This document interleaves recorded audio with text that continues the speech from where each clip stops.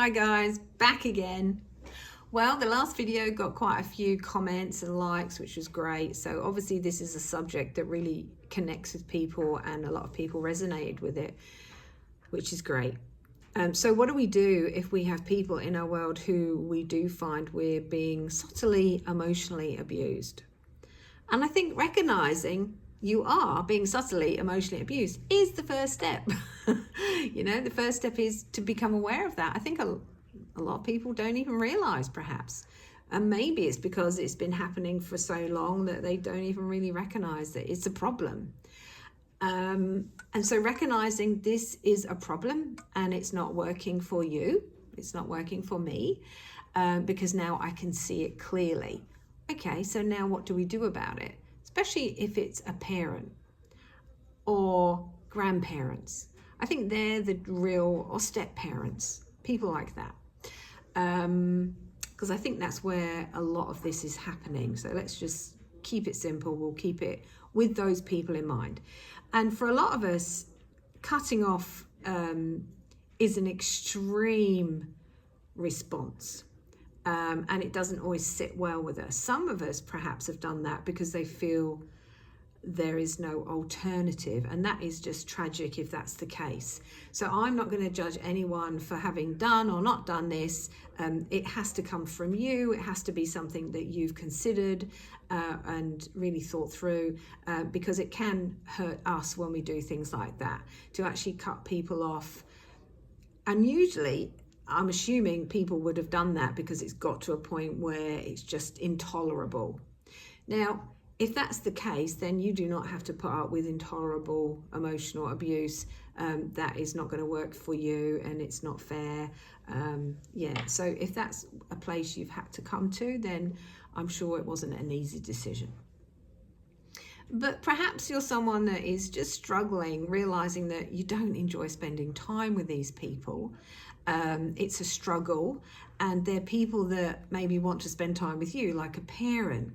And so if you're not the kind of person that is not willing to walk away or disconnect, or it's not that bad that it causes you so much angst, and obviously you've coped with it up until this point, for me it's about, what is this person going to teach you about you?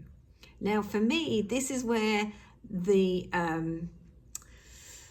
this is where we can grow and expand. This is where we can challenge ourselves to understand ourselves a little bit more.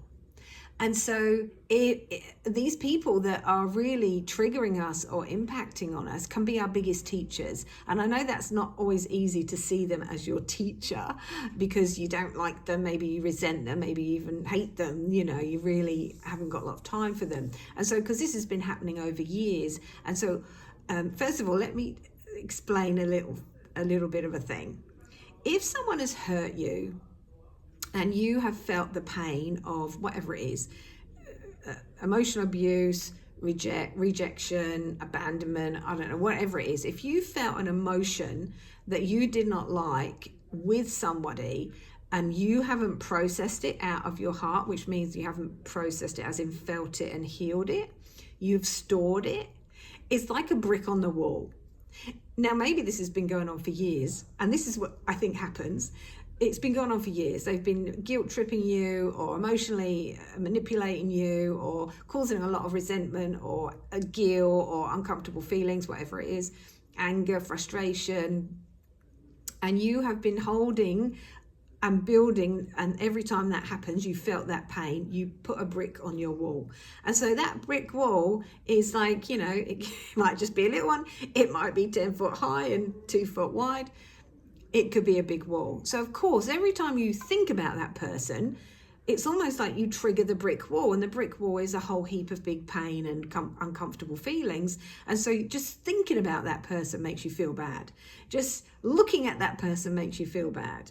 And so of course we call it the pain body. Anyone that knows Eckhart Tolle will understand his pain body, which I think is a great way of putting it. It's like this body of pain that builds up inside of us. And this is why I think we get to a point where every time I look at or think about that person, I just feel horrible, like really horrible. And this is why people get to a point where they go, that's it, I'm done, and they cut off, because every time they think or look or have to spend time with that person, this body of pain gets triggered. And so a lot of that is pain that we have stored up that we now have to feel and heal. And you see, that's my job. That's the job I do. I help people feel it and heal it, take ownership of it, understand it, take responsibility for it, acknowledge it, heal it, feel it, and heal it. Now, that probably seems like a tall order if you've got a great big brick wall. Say that brick wall, we call the brick wall the body of pain. And it's really high and it's really deep, then that feels maybe like an impossible thing. Or maybe too much water has gone under the bridge. But now, if that person is your parent, then they're always going to be your parent no matter what. So it could go on for years and years and years. So I teach people how to feel it and heal it, and then take back their power, because they're giving away their power to this person.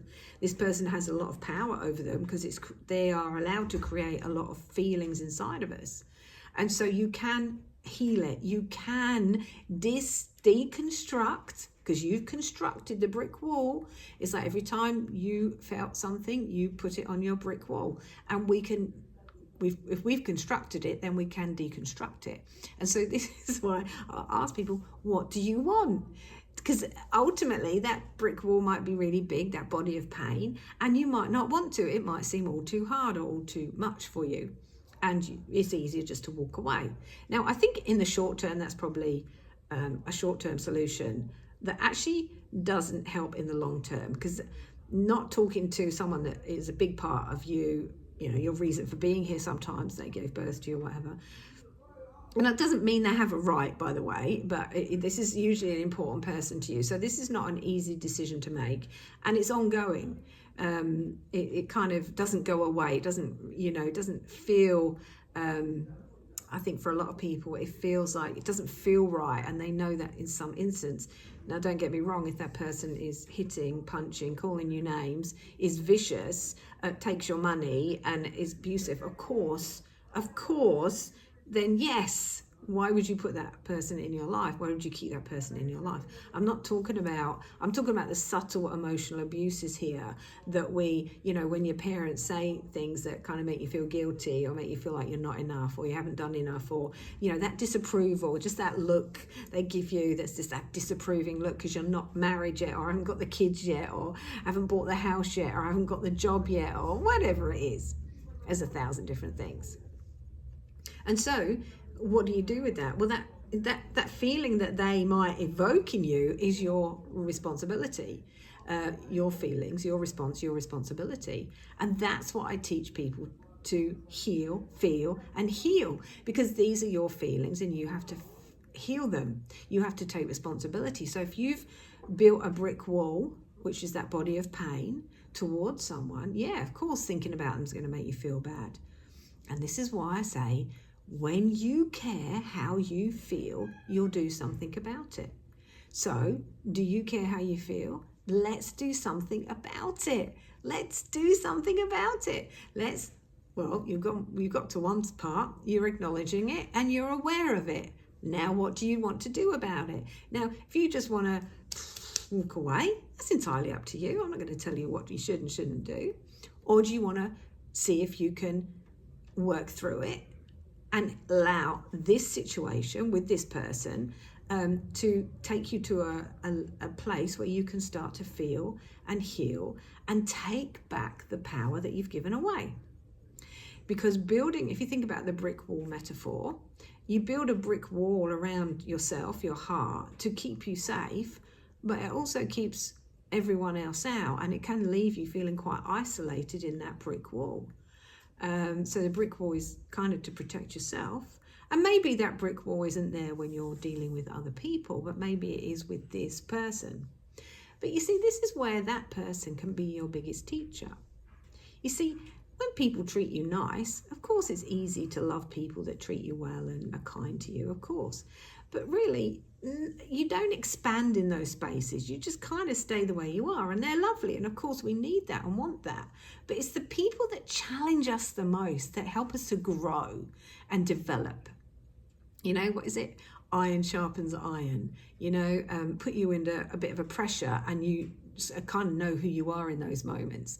And so this person can be your biggest teacher. So if you're up for that kind of recovery process, healing journey, then listen to what I've got to say, and maybe do some of the exercise I'm going to encourage you to do. If you want to do that, then let's do it. I mean, all my other videos are kind of really all about that, but maybe this can be something to focus on, because I can see it's a real problem for a lot of people.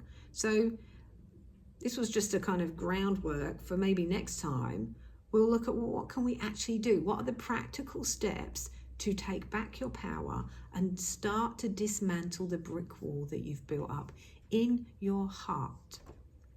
Because that is the healing journey. That is the hero's journey that we're all kind of on. And so if you want more of that, that's what I'm going to do over the next few weeks. Maybe do a couple of videos, but also, if you don't want to wait for them, just go look at some of those other videos that I've done, because a lot of them talk about this: taking back power, taking responsibility, rewiring the mind, inner child work, grief, feeling and healing, all the grief work stuff. But anyway, until next time, we'll talk more about it then. Take care for now. Bye.